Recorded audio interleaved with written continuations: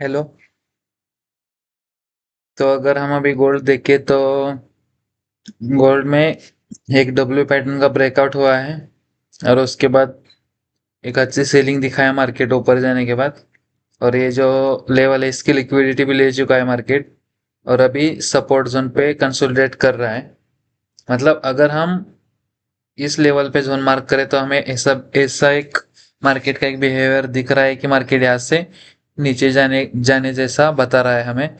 और अगर हम इस जोन को मॉडिफाई करके यहाँ पे लगाए तो हमें दिख रहा है कि ऊपर के साइड भी सेलर्स को यहाँ पे इनवाइट कर रहा है और मार्केट ऊपर जाने की प्रोबेबिलिटी है। तो अभी गोल्ड में तो पूरा कंफ्यूजन जैसा दिख रहा है, क्योंकि अभी देखो गुड फ्राइडे था, बाद में सैटरडे संडे, तो 3 दिन के बाद मार्केट अभी ओपन हुआ है। तो यहाँ पे प्रोबेबिलिटी है कि मार्केट साइडवेज रहेगा। पर न्यूयॉर्क सेशन में अगर कुछ मूव आता है तो देखेंगे। और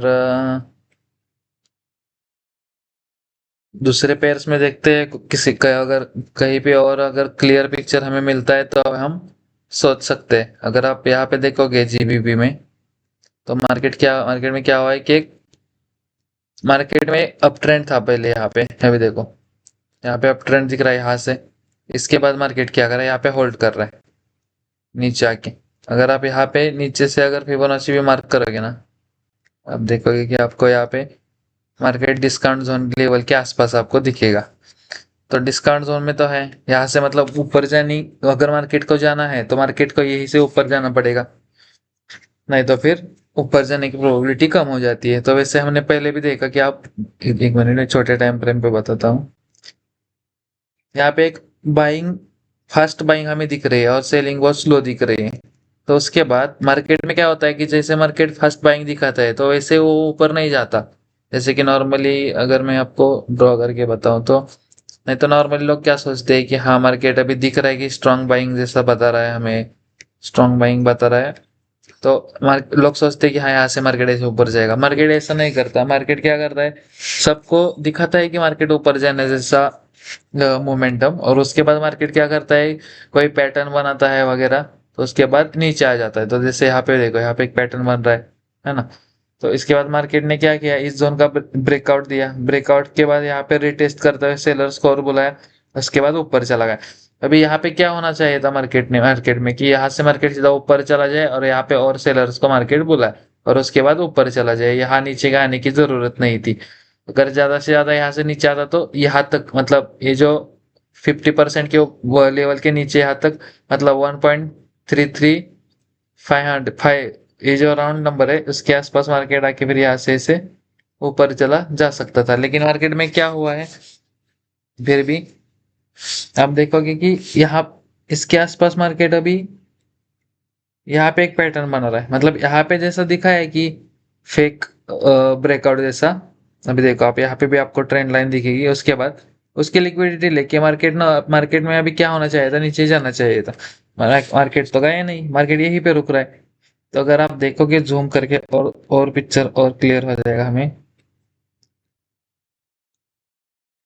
तो अभी देखो क्या पॉसिबिलिटी लग रही है। मार्केट क्या कर रहा है, सेम लेवल के आसपास से देखो मल्टीपल टाइम बाइंग हुई। तो हम क्या सोच सकते हैं, हमारा व्यू तो अपसाइड है, डेफिनेटली अपसाइड व्यू है, लेकिन हम क्या सोचेंगे कि पहले ये जो नया जो एक जोन बनाया है मार्केट, इसकी लिक्विडिटी ले ले। और उसके बाद जैसे यहाँ पे देखो, यहाँ पे कैसे होल्ड कर रहा है, तो उसके बाद वैसे ही यहाँ पे होल्ड करके यहाँ पे थोड़ा रुक के अगर सेलर्स को बुलाएगा तो हम यहाँ पे बाइंग साइड ट्रेड लेंगे। यहाँ पे यहाँ कहीं कहीं ऐसे लगाएंगे और 1:2 के लिए यहाँ पे प्लान करेंगे। हो सकता है बाद में यहाँ पे कोई और एक ट्रेंड लाइन फॉर्मेशन हो जाए, उसके बाद ऐसे करके नीचे आ जाए या फिर यहीं से ऊपर चला जाए। लेकिन हम 1:2 के लिए प्लान करेंगे, यहाँ कहीं हमारा 1:2 हो जाएगा यहाँ कहीं पे। अगर समझो हम टारगेट तो नहीं लगाएंगे, अलर्ट लगा के छोड़ देंगे। समझो बाई चांस मार्केट में अगर अच्छा तेज मोमेंटम आता है तो शायद अगर ऊपर चला जाता है, क्योंकि बाद में आप देखोगे न्यूज भी है बहुत सारी। तो अगर ऐसा होता है तो फिर हमारे लिए तो अच्छा ही होगा। लेकिन फिर भी क्या करेंगे, हम एक परफेक्ट अपॉर्चुनिटी का वेट करेंगे यहाँ पे। तब तक हम एंट्री नहीं लेंगे जब तक हमें एक अच्छा क्लियर पिक्चर यहाँ पे नहीं मिल जाता। तो लग रहा है कि आज के दिन भी एक साइडवेज टू यहाँ पे डाउन रहेगा यहाँ कहीं पे तक। फिर कल कल देखेंगे, कल कल दोपहर के बाद हमें यहाँ पे एक सेटअप मिल सकता है। लेकिन हम इस पे नजर बना के रखेंगे, जैसे ही मिलेगा हम ट्रेड ले लेंगे। रही बात, अगर आप देखोगे तो यहाँ पे US30 में मार्केट में क्या हुआ है कि मार्केट, देखो मार्केट तो नीचे आ रहा था, यहाँ से देखो कितना अच्छी बाइंग दिखा है, उसके बाद ये जो लो थे वो क्रॉस कर दिए।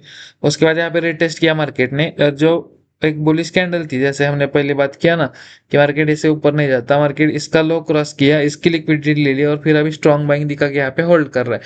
और आप देखोगे कि यहाँ पे कैंडल भी कैसे बन रही है फॉर आवर टाइम फ्रेम पे, कि मार्केट में दिख रहा है कि सेलिंग आई, फिर ऊपर मार्केट चला गया, फिर एक देखो कितना स्लो हो गया है, और ये जो कैंडल देखो यहाँ पे बहुत सेलर्स लोग आए होंगे, तो उसके बाद यहाँ पे अभी मार्केट रुक रहा है। तो एक प्रोबेबिलिटी है कि एक मार्केट यहाँ से अपसाइड चला जाए।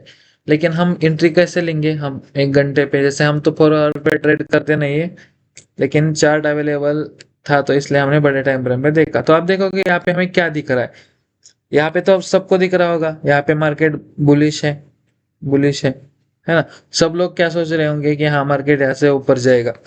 लेकिन हम अगर यहाँ पे एंट्री करेंगे और यहाँ का एसएल लगाएंगे समझो, तो फिर बहुत बड़ा एसएल और मतलब एसएल हमारा बहुत बड़ा हो जाएगा यहाँ पे, तो रिस्क रिवॉर्ड रेशियो मैच नहीं हो पाएगा, क्योंकि हमें फिर टारगेट हमारा 1:2 के लिए बहुत बड़ा रखना पड़ेगा।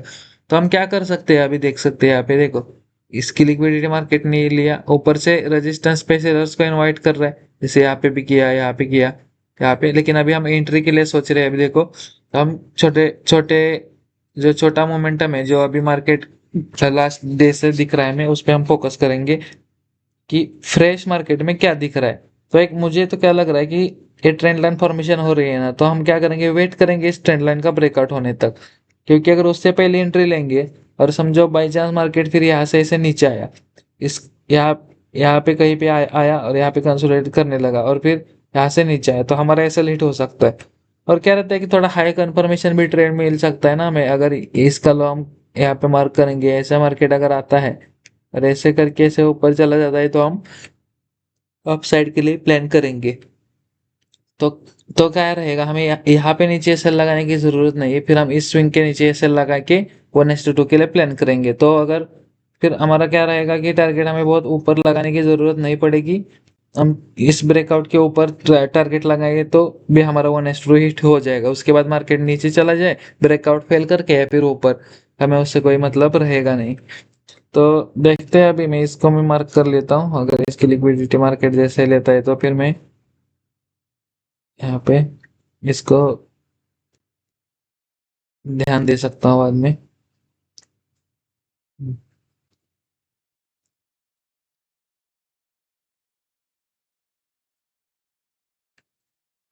UK 100 को देखेंगे तो ऐसे UK 100 में भी सेम सिनेरियो दिख रहा है हमें।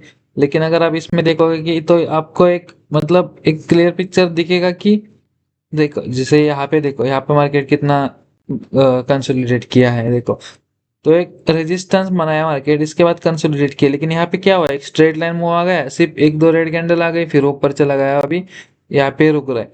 तो जैसे मुझे ना टाइम करेक्शन से ज्यादा प्राइस करेक्शन होने के बाद ट्रेड लेना मुझे अच्छा लगता है, क्योंकि मैं मतलब मेरी ज्यादा अच्छी प्रोबेबिलिटी हो जाती है उस पे जब मार्केट में प्राइस करेक्शन होता है। जैसे अगर यहाँ पे और रुकेगा तो मैं यहाँ पे अगर एंट्री नहीं लूंगा, क्यों, अगर एंट्री लूंगा तो मेरा एसएल बड़ा रखना पड़ेगा यहाँ पे। तो हो सकता है कि मार्केट यहाँ तक जाए और यहाँ से नीचे आ जाए, तो मेरा 1:2 तो होगा नहीं।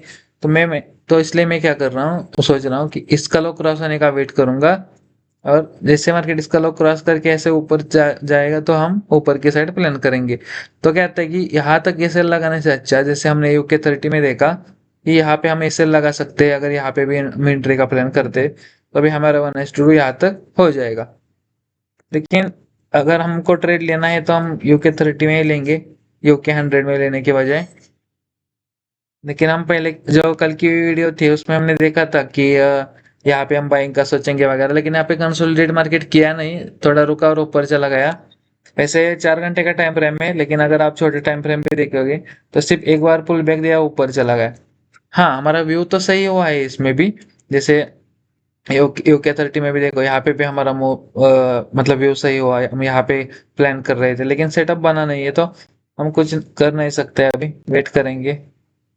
जर्मन 40 में देखेंगे तो ओके, यहाँ पे दिख रहा है थोड़ा सही से, लेकिन जर्मन 30 कैसे ज्यादा वोलाटाइल है, तो वेट करेंगे हम, जैसे बाकी सेट बाकी पेयर्स में वेट कर रहे हैं कि ये जो लो है उसको क्रॉस करें, तो इसके बाद हम सोच सकते हैं। यहाँ पे एक ट्रेंड लाइन वगैरह भी कुछ फॉर्मेशन हो रहा है। अगर हम US 100 देखें तो उसमें भी सेम बिहेवियर है। बस US 100 में जरूरत नहीं लग रही कि इसका लो क्रॉस करने का वेट करें, क्योंकि यहाँ पे आप देखोगे कि छोटे टाइम फ्रेम पे ना 15 मिनट पे एक अच्छे से दिखेगा, यहाँ पे ट्रेंड लाइन हो रही है। फिर इस ट्रेंड लाइन का मार्केट क्या दिखा सकता है, इसे ब्रेकआउट दिखा सकता है, यहाँ पे रुकता है, इसे तो ऊपर जा सकता है मार्केट। चलो कोई ना, ये देखते हैं अभी। US 30 में हमें ज्यादा कन्विंसिंग, और GBP USD में हमें ज्यादा कन्विंसिंग सेटअप दिख रहा है। गोल्ड में तो अभी कंफ्यूजन जैसा ही है। अभी अगर सिल्वर में देखेंगे, वैसे गोल्ड और सिल्वर एक जैसे चलते हैं, तो अगर हम ये देखेंगे सिल्वर में बहुत अच्छे से रजिस्ट देखो, रजिस्ट यहाँ पे रेजिस्टेंस था, ब्रेकआउट दिया, रिटेस्ट किया और मार्केट नीचे आ गया। तो अगर मार्केट को नीचे जाना है ना, तो मार्केट को ना अभी नीचे जाना होगा। अगर यहाँ पे रिटेस्ट भी कर रहा है ना मार्केट ऐसे, तो मार्केट यहाँ पे थोड़ा ब्रेकआउट देख के फिर मार्केट ने क्या करना होगा, नीचे जाना होगा। नीचे जाना हो तो फिर तो हमारा बाइंग सेटअप एक्टिवेट नहीं होगा, और हम इसमें तो सेल करेंगे नहीं, क्योंकि सेलिंग में इतना क्लियर हमें सेटअप नहीं है। लेकिन अगर मार्केट इसके आसपास ही अगर रुकता है बहुत टाइम तक, तो फिर इसके नीचे जाने की प्रोबेबिलिटी कम हो जाती है, और फिर मार्केट ऊपर जा सकता है। कहाँ तक जा सकता है, कम से कम इसकी लिक्विडिटी ले सकता है, उसके बाद फिर चाहे ऐसा नीचे आ जाए, या फिर यहीं पे कंसोलिडेट करने लगे। देखेंगे कैसा हमें बिहेवियर देता है मार्केट। तो जैसे गोल्ड में हमें दिख रहा है कि कंफ्यूजन, जैसे कि देखो यहाँ पे अगर जो हम मार्क करते हैं तो हमें बाइंग दिख रही है थोड़ा रुकने के बाद, और अगर हम यहाँ पे जोन बनाए रखते हैं तो सेलिंग दिख रही है।